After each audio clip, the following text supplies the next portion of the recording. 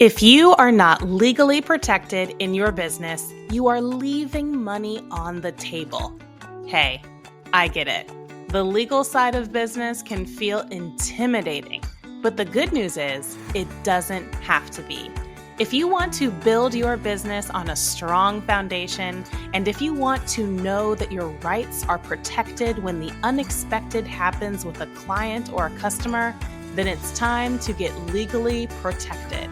This means no more using free contracts that you downloaded off of the internet.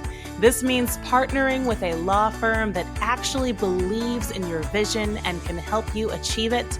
This means legally protecting your brand so that no one can steal your good ideas. There are a lot of ways to grow and scale, but if you want to grow a strong business, it's time to get legally protected. If you're listening and resonating with this, then my signature service, the Legal Upgrade, just might be perfect for you. The Legal Upgrade is a straightforward, structured process to give your business the legal protection that it needs to thrive. Click the link in the show notes and schedule a call with me today.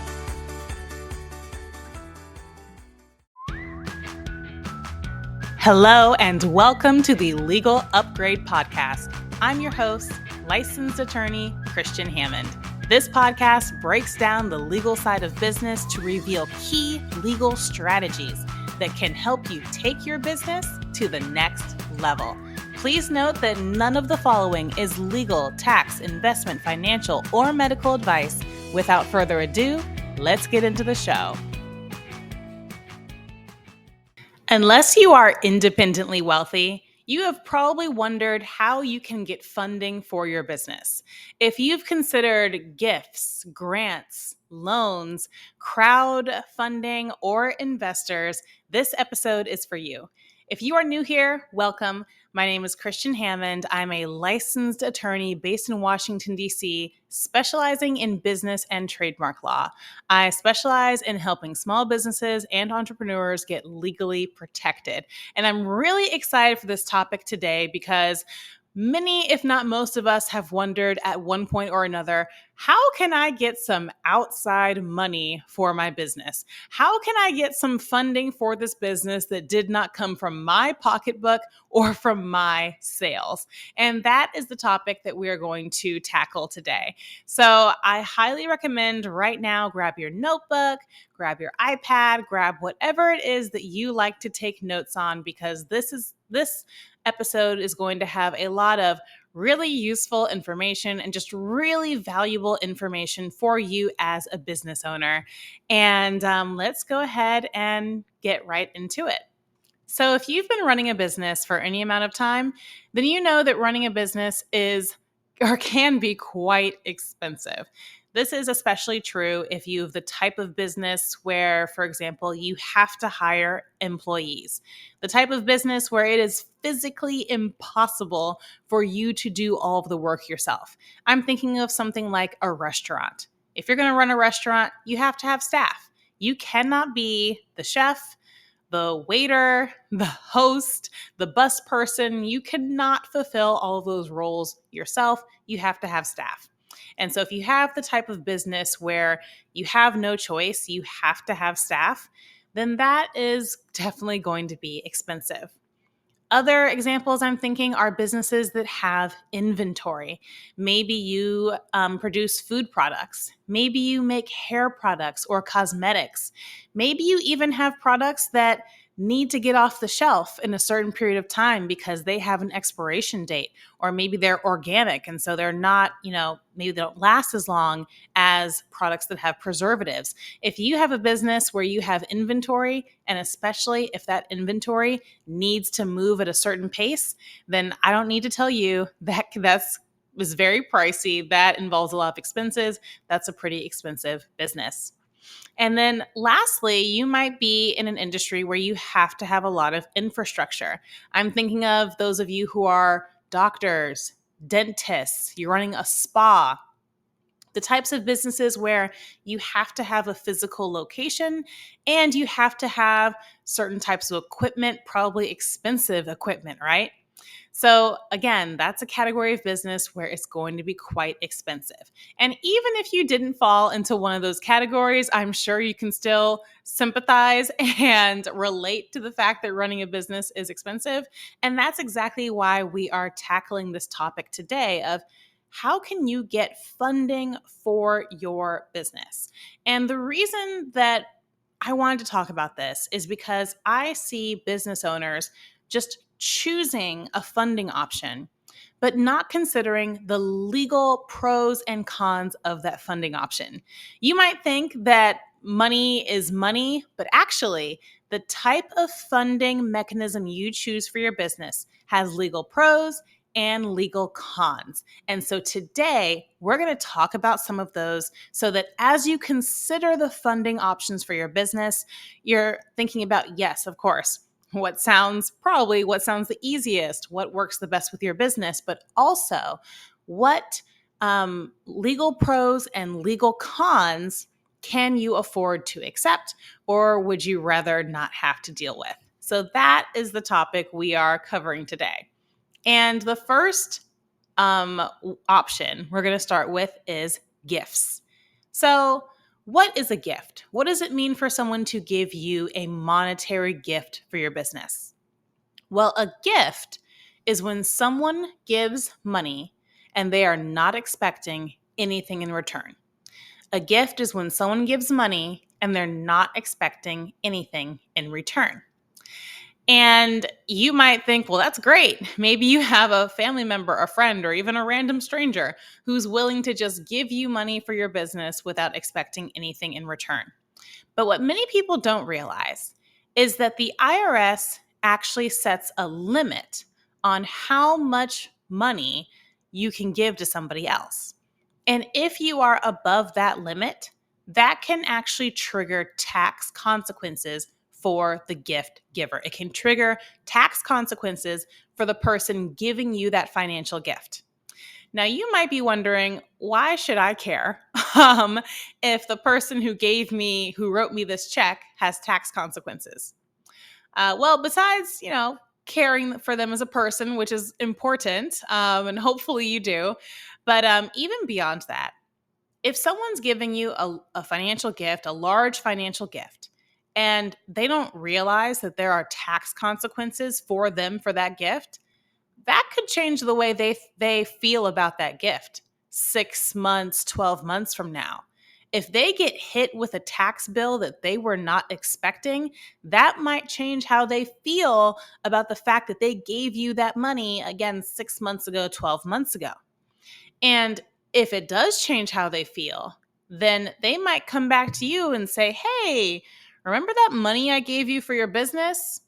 I'm going to need some of that back. Or, hey, how's the business going?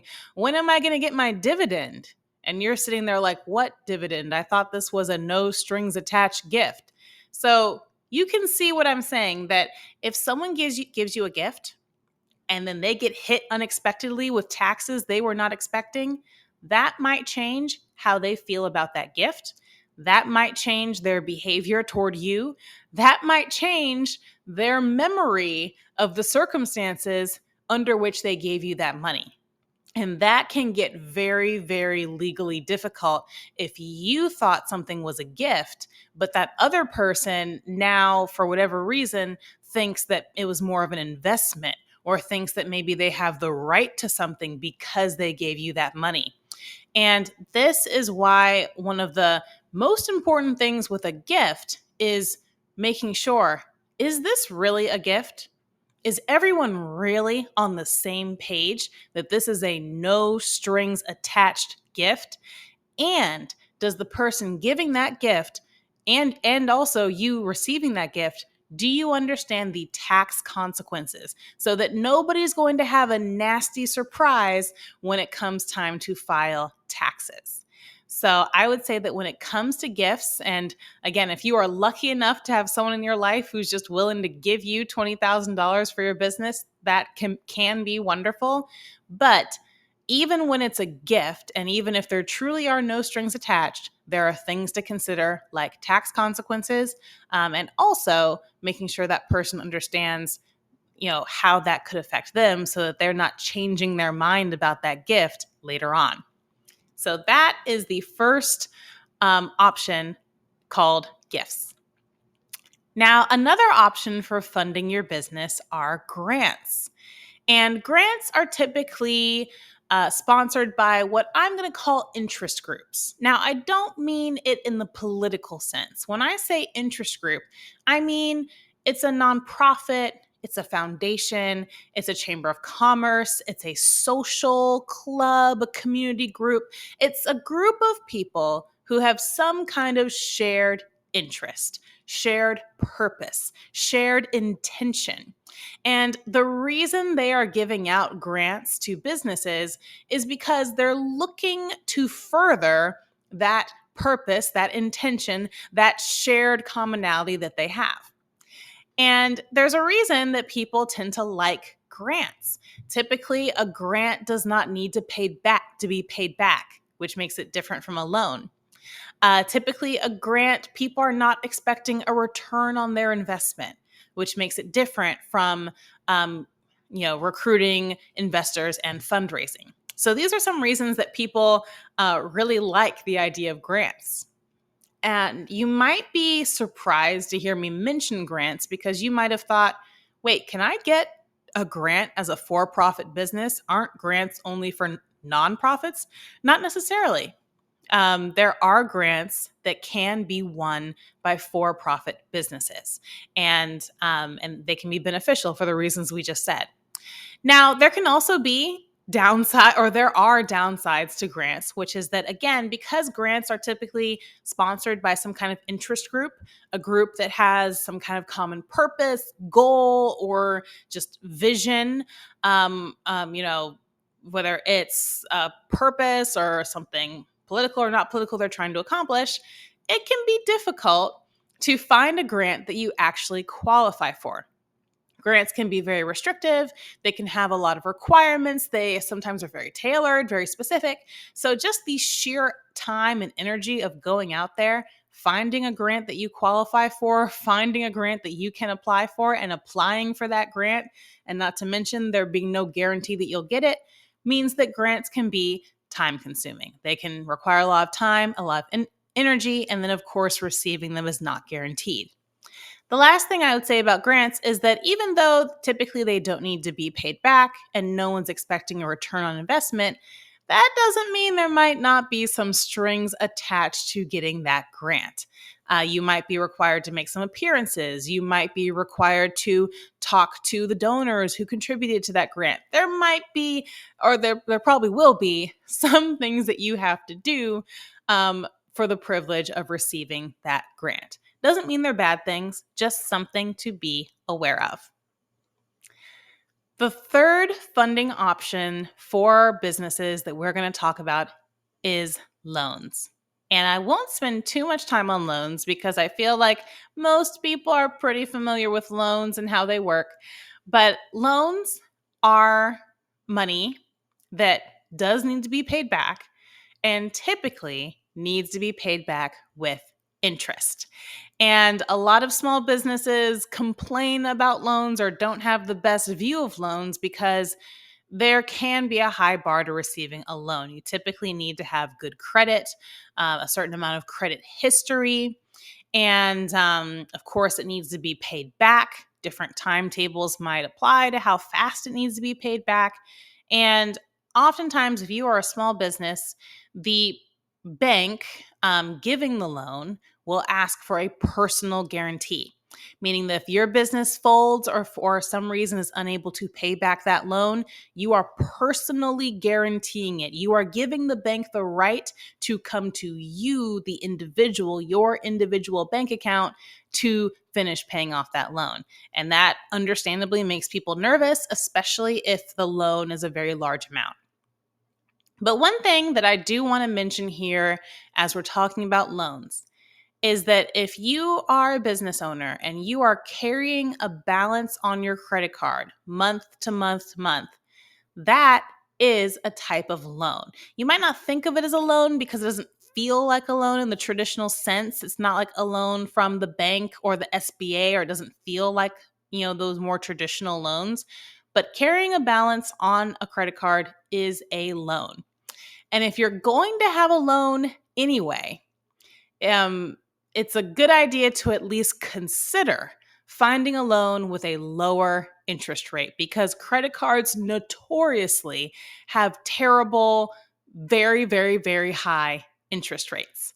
And I think that the key with any loan is, if you're going to shop around, finding a loan from a legitimate and reputable source. There are many different sources that might be willing to give you a loan, from personal family friends to random websites on the internet. But when it comes to a loan, super important that it's coming from a legitimate source, which is usually going to be the SBA, a bank, or a similar legitimate insured source. So that's loans.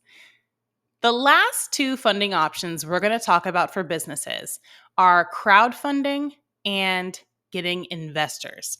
And I really want to spend some time on these two, because I think this is where people tend to make a lot of legal mistakes. I think this is where people are unaware of what their legal obligations might be, because these two options are the ones that people call raising money.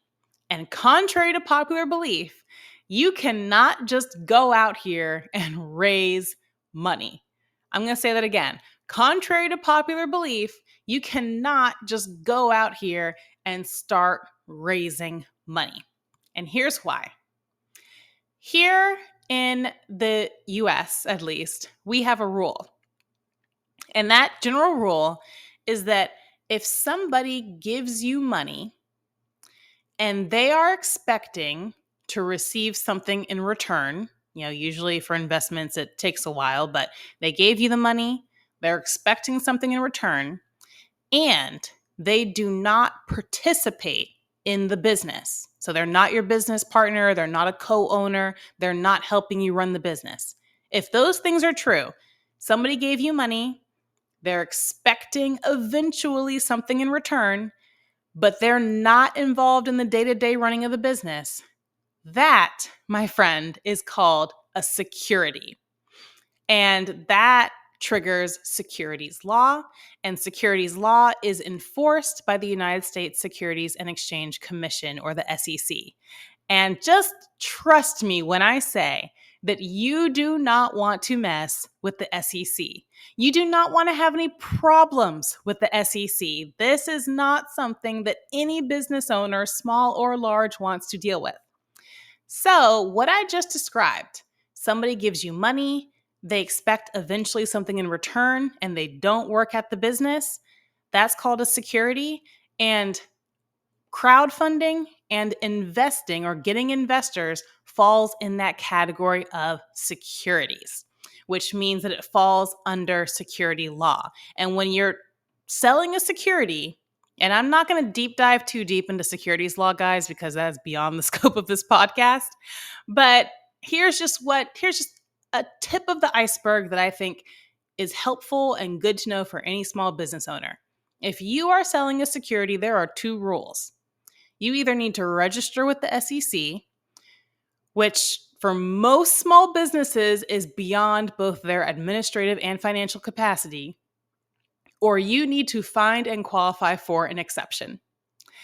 And this is why, when it comes to something like crowdfunding, it is very important to be using a legitimate mainstream crowdfunding provider, for example, like a Kickstarter or an Indiegogo, one of the main, a credible crowdfunding source.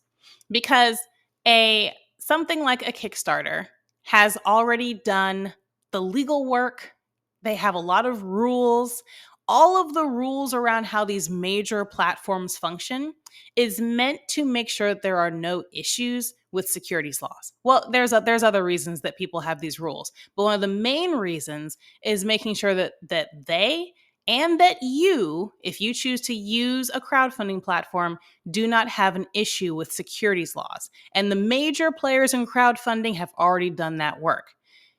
So if you are using a crowdfunding platform that is a no-name, crowdfunding platform that's not a mainstream crowdfunding platform, that doesn't have these rules, these regulations, these boundaries in place, that is a huge red flag, because that might mean that that crowdfunding platform and you, as someone using that platform, might be violating securities law. And so when it comes to crowdfunding, a really important thing to consider is, am I using a legitimate platform that has the right rules and regulations in place? And then, am I following those rules and regulations? If you're using a major platform like a Kickstarter or an Indiegogo, they have a lot of rules that you are required to follow. And it's crucial that anyone using those platforms is actually following those rules. So that is just some of the important things to consider on the crowdfunding side. And you might be wondering, wow, this is a lot of rules. These are more rules than I realized there would be when all I want to do is raise money. Why are there so many rules around securities law? Well, if you think about it, it's actually really good that there are so many rules around securities laws, because the overwhelming majority, the truth is, the overwhelming majority of businesses fail, which means that the overwhelming majority of people who give money to businesses will never see that money again. And so it's actually important that we have securities laws to keep people safe, to help people understand the gravity of what they're doing when they give money to a business, and to have some rules in place so that when people accept that money, there are some rules around what they have to do with it. So while it might seem like a lot for you as a small business owner or as an entrepreneur, it's actually a really good thing that there are these protections in place so that people at least understand what they're getting into. And so that there's rules around what people have to do with your money. So as a sidebar, that is why we have securities law. But I want to dive into this very last topic of finding investors. And again, this is in a very similar category as crowdfunding, where once again, someone's giving you money, they eventually expect something in return, and they are not involved in running your business day to day. Those three things are apply usually when you are recruiting investors. And this is why I really want to talk about this one, because I see so many entrepreneurs, startup founders, small business owners just saying, oh, I'm just going to go raise some money. I'm just going to go find some investors. I'm just going to go do a friends and family round. Time out. Pump the brakes. It doesn't matter who the investors are, even if they're just your friends and family, it's still subject to securities law. And what that means is that for any business that wants to have investors in the sense that we're talking about, it's really crucial that a lawyer is involved. This is not something that can be DIY'd. This is not a Googleable or a chat GPT-able event. This is something that requires a lot of legal documentation and requires an experienced lawyer to, first of all, help you understand whether you need to be registered with the SEC. And second of all, hopefully the answer is no, because again, that's a very intense process that is beyond the financial and administrative means of most small businesses. And so hopefully an experienced security lawyer can find you an exception that applies to you. And then very importantly, help you stay within the bounds of that exemption. That is crucial, because once again, just take my word for it, you do not want to catch heat from the SEC.